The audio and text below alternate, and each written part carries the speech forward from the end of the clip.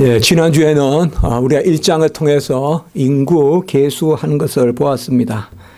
인구를 전체 다를 헤아리지 않고 20세 이상으로 전쟁에 나갈 자, 그래서 전쟁에 나갈 장정들, 남장정들을 헤아리는 레이지파가 빠진 가운데 그렇게 계수되는 것을 보았습니다. 그 계수된 수가 이제 대를 형성하는데, 군대를 형성하는데, 그것이 오늘 2장에 나타나 있습니다.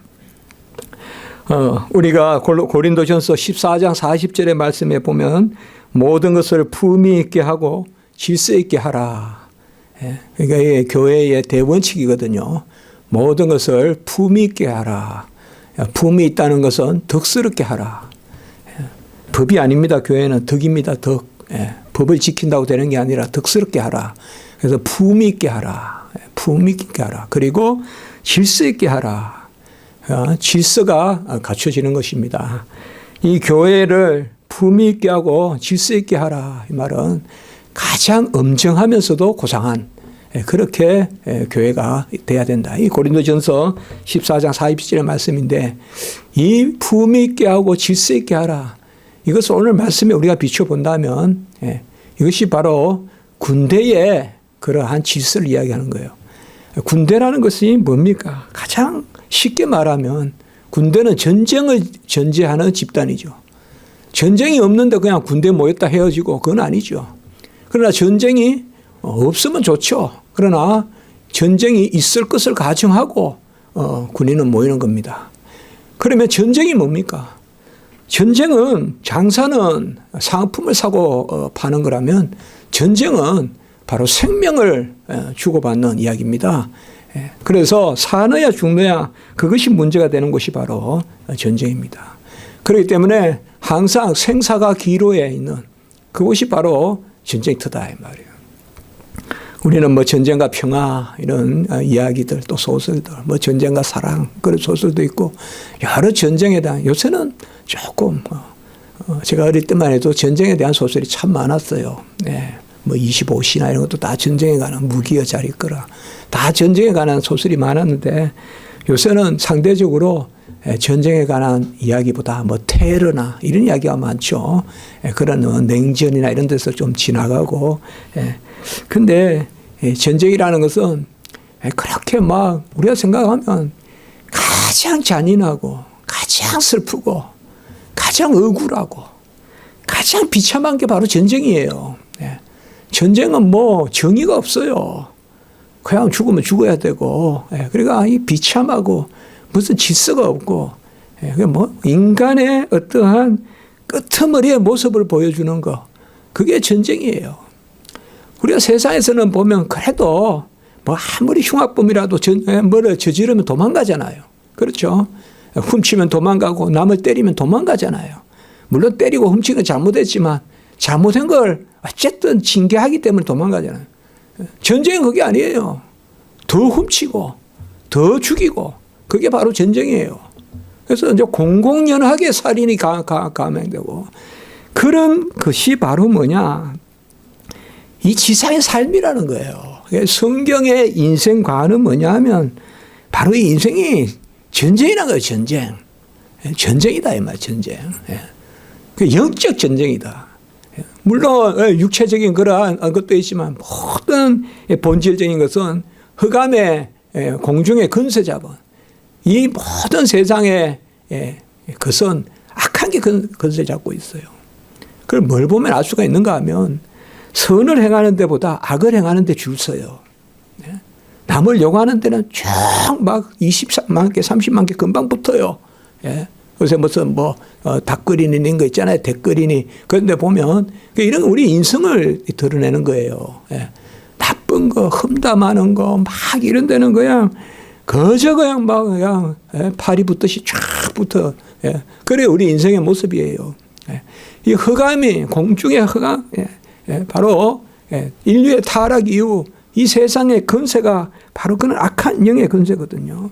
그럼 우리 성도의 삶은 뭐냐 하면 사실 이것에 부딪히는 삶이에요. 이것을 거부하고 예? 막 성도들이 아주 뭐 성이 군자고 모든 행실이 옳고 뭐 죄 안 짓고 남보다 더 덕성이 있고 막 굳이 그렇다고 우리가 생각되지 않을 때도 많아요. 사실 성도들이 항상 착한 건 아니잖아요. 모습들을 보면. 그렇지만은 성도들에게 한 가지가 있어요. 뭔가 하면 이 만물의 세상에서의 삶을 영적 전쟁으로 이해하고 그 가운데 선한 편에 서는 거죠. 그게 바로 성도들의 모습이에요. 우리가 무슨 현상적으로 봤을 때 저 사람이 착하다, 덜 착하다 그거보다도 중요한 것은 바로 저 사람이 어느 편에 서 있느냐 이 말이에요. 흑암의 편에 서 있느냐 아니면 성령의 편, 바로 하나님의 편, 바알의 편에 서 있느냐 아세라의 편에 서 있느냐 아니면 하나님의 편, 그리스도의 편에 서 있느냐. 사실 그 모습입니다. 우리가 사실상 어떤 행실로 모습으로 결정되는 게 아니라 내 자신을 하나님 앞에 내어놓는 이제 그 모습이거든요. 바로 오늘 우리가 민수기에서 생각할 거는 백성이 움직이는 거예요. 이스라엘의 백성이에요. 성도들이에요. 우리 지상의 교회예요, 그것이. 바로 이스라엘의 이 지금 무리가 이 교회예요. 이 움직이는 교회예요. 이거 스데반은 광야교회라고 했어요. 광야교회. 스데반이 죽으면서 광야교회다. 이 모세가 지금 이끄는 광야교회예요. 움직이는 교회야. 정착되기 전에. 그 지상의 교회예요. 천상으로 가는 지상의 교회. 우리가 뭐 지상의 교회, 천상의 교회 하거든요. 그 지상의 교회는 아직까지 시험도 있고 분란도 있고 지상의 교회는 아직까지 많은 그러나 시련이 있다고요. 이 이스라엘 백성은 지금 지상의 교회가 움직이는 거예요. 오늘날로 말하면. 지상의 교회가. 그리고 그 백성이 누구냐 하면 바로 하나님의 택함받은 백성이에요. 이 하나님의 택함받은 백성인데 이 백성은 완전하냐? 완전하지 못해요. 구약의 이스라엘 백성이 분명히 이삭에게 난 자라야 씨라고 해가지고 이삭에게 나고 야곱에게 난 자들인데 이 사람들이 그러면 아브라함, 이삭, 야곱의 후손들인데 그저 착하기만 하냐? 아니에요. 착하기 않은 것은커녕 어떻게 보면 누구보다 악해요. 누구보다 불평만이 하고 성경에 보면 그렇게 은혜를 입어놓고도 감사할 줄 모르고 배은망덕하고 이런 것을 우리가 볼 수가 있어요. 여러분들 이스라엘 백성들 뭐 아주 잘 살아요. 세계적으로 사실 뭐 히브리 대학교 이런 데 가보면 그냥 그 도서관에 현관에 그냥 쭉 사진이 붙어 있는 사람 전부 노벨상 받은 사람들이에요. 그냥 세계를 지배하고 있어요. 뭐 거기에는 뭐 등록금 이런 그 정도 안 해요. 대미국의 재벌이 그냥 뭐 몇백억 그냥 그 대학교에 투자하고 뭐 이런 식으로 해요. 잘 살아요. 그러면 우리가 이스라엘 가면 막 되게 착한 것 같고 아니에요. 세계에서 최고 말 많은 사람들이 이스라엘 사람들이에요. 그래서 비행기 타면 시끄러운 사람이 유대민족이라 그래요. 그냥 말이 많아요. 이 말만 해요. 좋은 말만 많이 할까요? 아니에요. 후담을 많이 해요. 옛날에 우리 성경에 보면 후욕한다. 뒤에서 욕하고 후담을 많이 해요. 우리가 성경에도 보면 시기하고 질투하고 분쟁하고 이스라엘 백성이 말이 많아요. 많이. 그리고 이스라엘 백성이 아주 보면 잔인한 면이 있어요. 그리고 이스라엘 백성이 또 어떤 면이 있는가 하면 아주 야한 면도 있어요. 그 어떻게 보면 이들이 제대로 된 사람들이 아니에요. 야곱의 12 형제인데 동생을 죽이잖아요. 요셉을 집어넣잖아요. 그거 보세요. 이들이 착한 사람이 아니에요. 야곱, 우리가 아브라함, 이삭, 야곱 하지만 야곱이 뭐예요? 야비한 사람이었잖아요. 어쨌든 축복을 받든지 어쨌든 속이고 말이죠. 그래서 다 그런 측면이 있어요. 이스라엘 백성이. 그러니까 가장 대표적으로 뛰어난 사람들이 그래요. 그게 뭐냐 지금 우리가 지상의 교회가 움직이는데 그 교회가 완전하냐? 완전하지 않아요. 불완전해요. 지금. 불완전한 가운데 바로 전투하는 거예요. 전투. 싸우고 있는 거예요. 그게 뭐냐 하면 광야의 이스라엘 백성들의 싸움은 자기와의 싸움이라고도 볼 수가 있어요. 성도가 교회 안에서 겪는 여러 가지 일들은 교회의 일이라고도 볼 수 있지만 성도 자신의 일일 수도 있어요. 그래요. 그러니까 이스라엘 백성의 전쟁은 하나님 앞에서의 내 신앙의 전쟁이라고도 볼 수 있다 이 말이에요.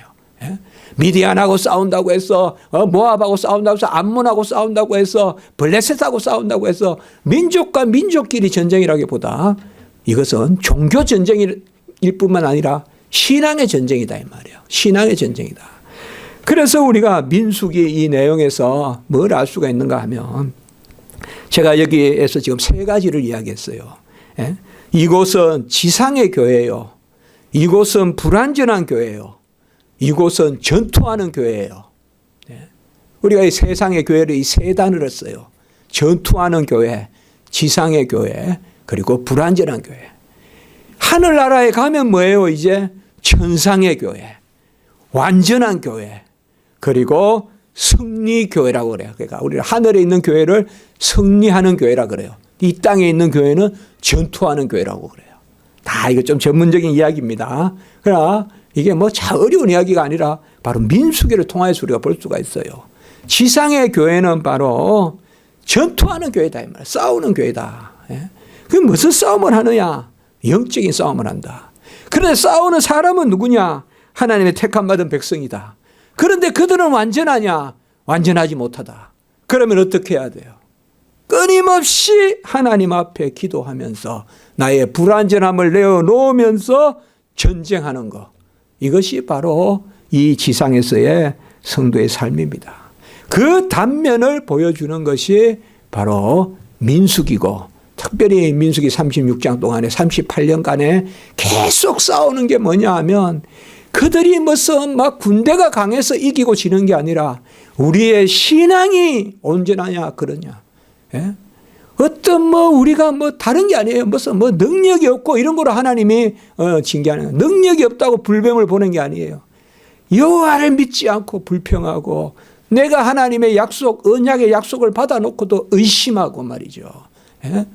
언약의 약속을 의심하고 분명히 젖과 꿀이 흐르는 가나안 땅으로 인도한다고 하는데 그것을 의심하고 여호와의 살아계심을 딱 그냥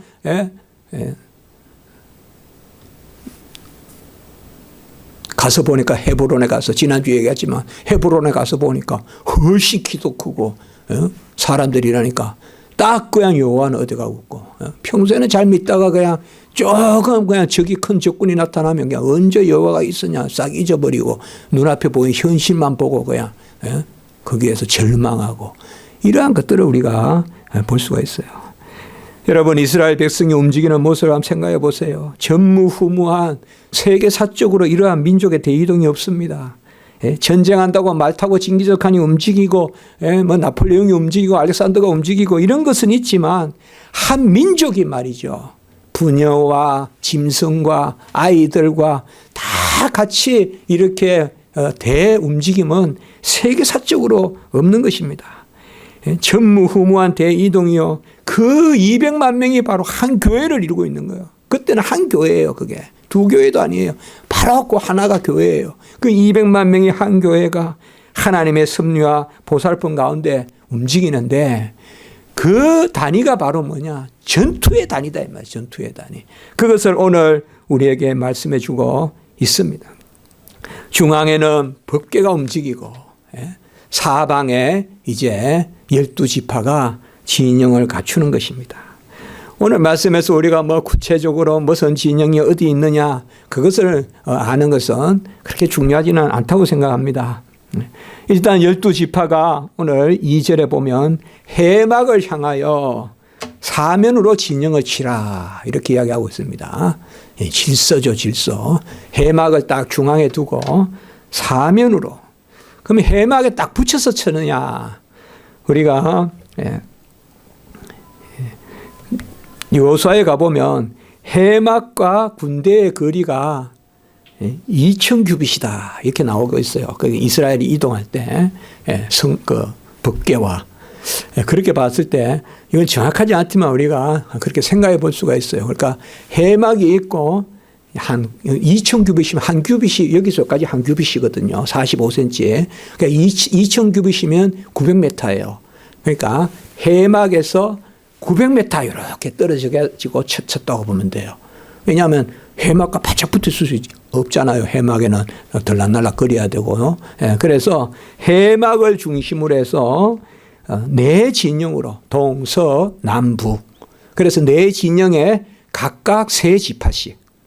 그런데 아시다시피 네 지파는 빠지고 군대니까 바로 요셉의 아들 에브라임과 므낫세가 한 지파씩 들어가죠, 항상. 그래서 에브라임, 므낫세가 들어가서 요셉은 두 지파로 들어가요. 그러니까 그건 한 지파요, 사실은.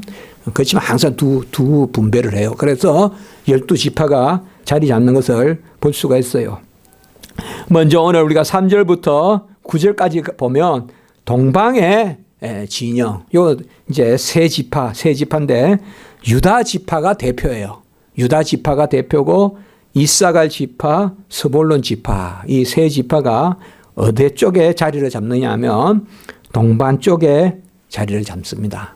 동방이라는 말은, 동쪽이라는 말은 해 돋는 쪽이고, 해 돋는 쪽이에요. 그러니까 우리는 뭐 해가 어디서 뜨는가 잘 모를 수도 있어요. 그러니까 어릴 때는 분명히 그 시골에서 있을 때는 저쪽에서 해가 떠 저쪽은 있는데, 서울이나 이런 데 살면 해가 어느 쪽에서 뜨는가 그럴 때도 있는데, 강야에서는 정확하게 알아요. 해가 뜨고 지는 게 정확해요. 그러니까 해 쪽으로, 동쪽으로 자리 잡고 있는 거. 그게 이제 바로 유다 지파예요. 이거는 알다시피 우리가 창세기 49장 10절에 보면 야곱이 축복하는 부분에 보면 규가 유다를 떠나지 아니하고, 옛날 성경은 홀이라고 했어요. 홀.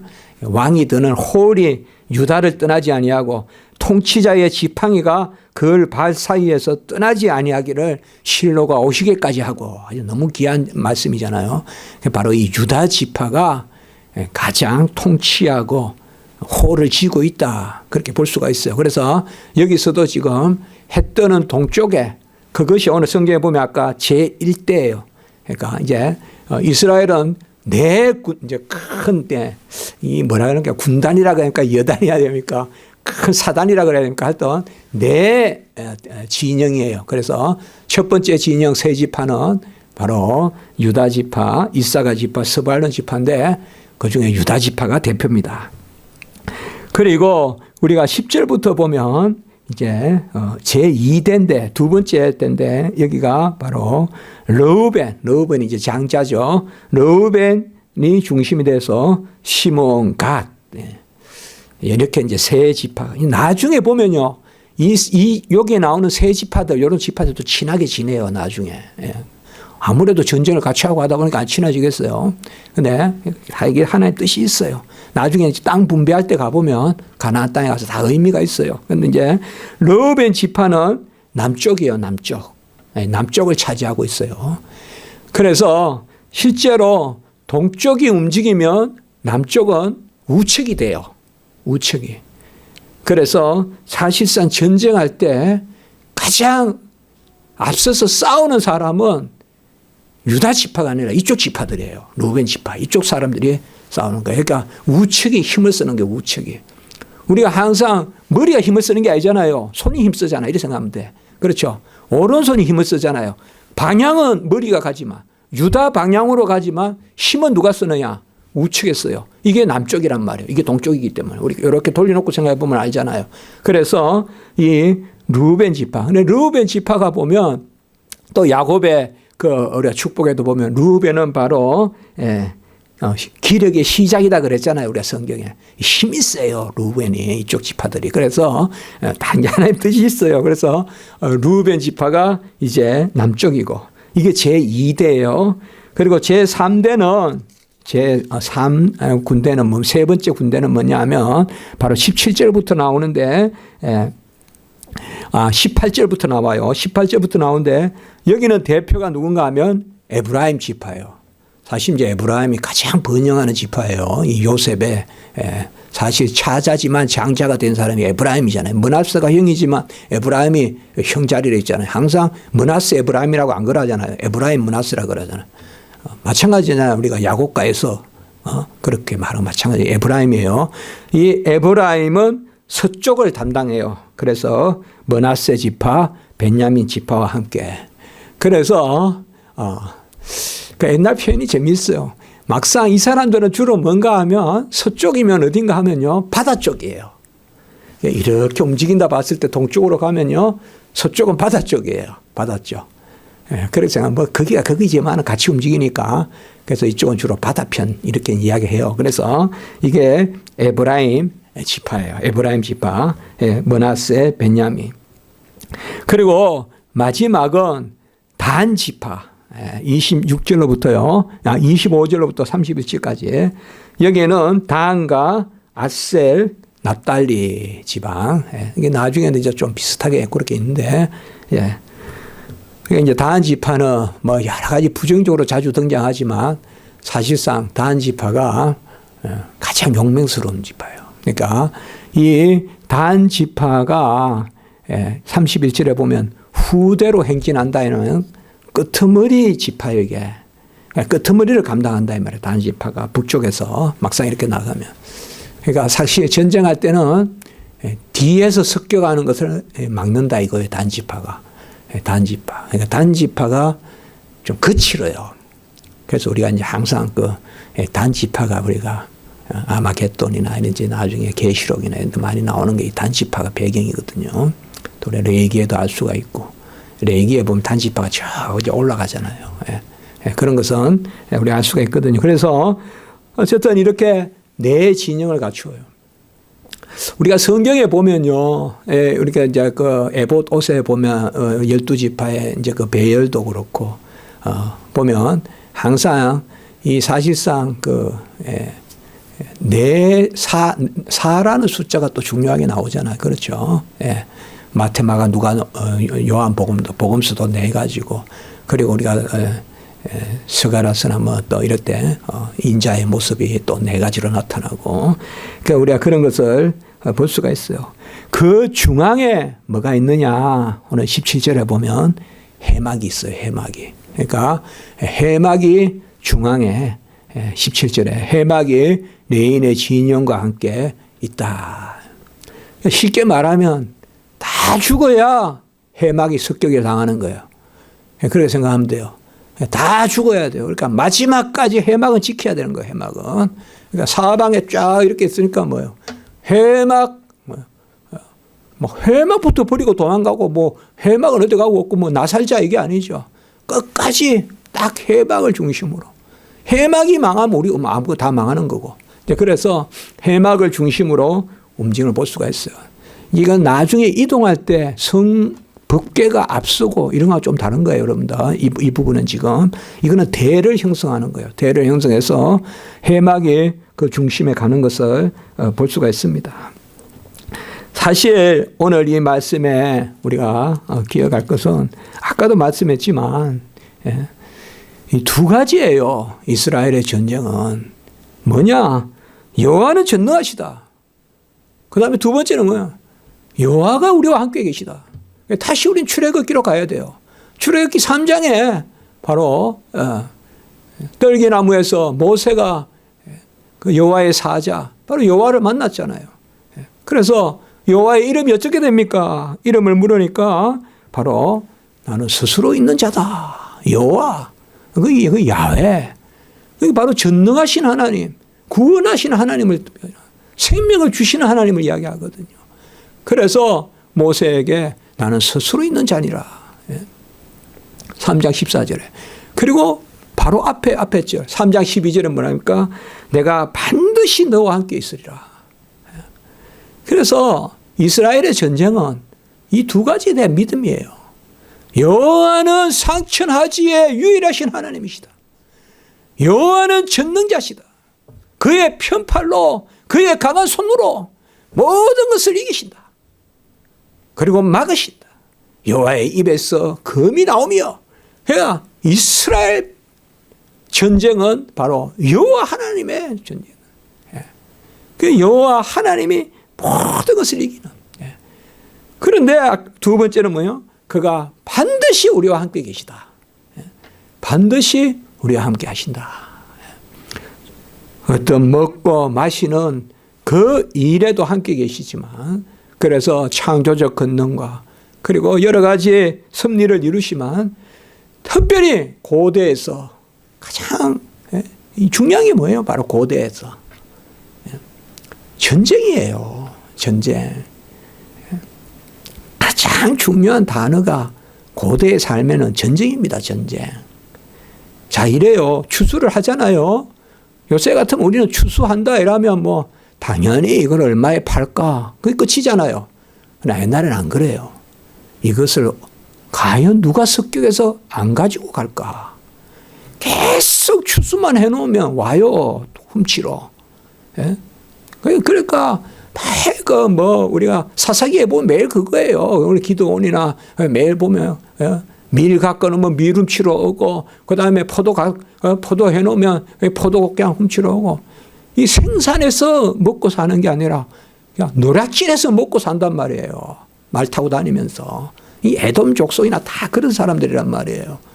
생산은 안 하고.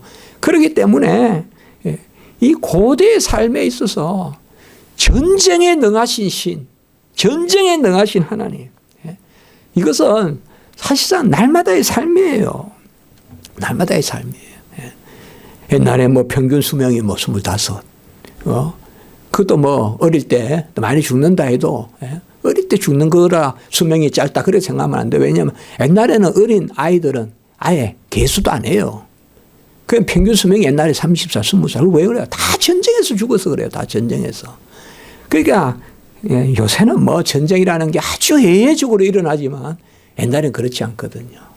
그래서 이스라엘의 하나님은 우리가 무엇을 먹을까 무엇을 입을까 염려치 말라 채워주시는 하나님이시고 그리고 전쟁에 능하신 하나님이다. 한 적군들하고 부딪히는 그 전쟁이 가장 많이 일어난 곳이 어디냐. 역사학자들이 이야기해요. 우리가 또 세계적인 글들을 읽어봐도 그게 바로 가나안 땅이에요. 가나안 땅. 우리나라도 전쟁이 뭐 600번이 예침이 있었다 그런 말 어릴 때 배웠는데 가나안은 600번이 이유가 아니에요. 여러분들. 가나안은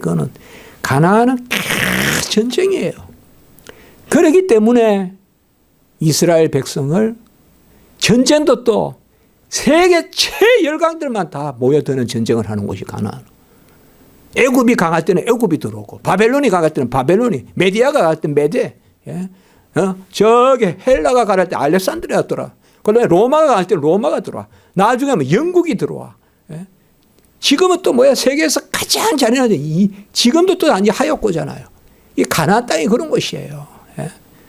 우리 예루살렘 가보세요. 다 느껴져요. 이거는 뭐 우리는 이게 전쟁 상황 같아요. 예루살렘 가보면. 바로 저기 같은 시간에 위에서는 이슬람 절하라고 막 소리가 나온다니까요. 그 통곡의 벽에 가면. 바로 이제 그런 거거든요. 이게 가장 전쟁이 많았어요. 그러니까 하나님이 애굽으로 보내서 그곳에서 인구를 늘려주신 거예요. 다 하나님 뜻이 있어요. 요셉을 보낸 것은. 가나안에 있으면 200만이 될 수가 없어요. 가나안은 맨날 싸우는 데이기 때문에. 가나안은. 그렇기 때문에 사사기가 뭐 특별히 예외적이다 이렇게 생각하면 안 돼요. 여호수아 때까지 신앙이 있으니까 하나님이 함께해서 이기는데 신앙이 없으니까 사사기 시대가 당연히 오는 거예요. 왜? 그 땅은 전쟁투성이에요. 전쟁투성이. 수시로 여기저기서 치고 들어오기 때문에. 그게 뭐냐. 우리 인생이 그렇다 이 말이에요. 여러분들. 우리 인생도요. 다 전쟁입니다. 오늘 아침도 전쟁이었고 오늘 집에 가서 또 전쟁이고 내일 아침에도 전쟁입니다. 세상에 나가도 전쟁입니다. 우리는 하나님을 믿으니까 땅에서는 기뻐하심을 입은 자들 중에 평화로다. 이렇게 평화에 대한 아멘이 나오는 거지. 이 인생은 전쟁터예요. 전쟁도 뭐 보통 전쟁이 아니에요. 기업하는 사람들 전쟁이에요. 전쟁. 그래서 오늘 말씀에서 우리가 여호와가 나와 함께 계시고 여호와가 전능하시다. 그분이 우리의 전쟁을 친히 수행하신다. 이것이 바로 우리의 모습입니다. 우리는 가라면 가고 서라면 서고, 우리가 동편에 속하든 서편에 속하든 남편에 속하든 북편에 속하든 하나님이 지시하시는 대로 이렇게 가는 것. 그것이 이스라엘 백성의 모습. 이 대가 이제 38년 동안 움직여가는 것입니다. 기도드리겠습니다.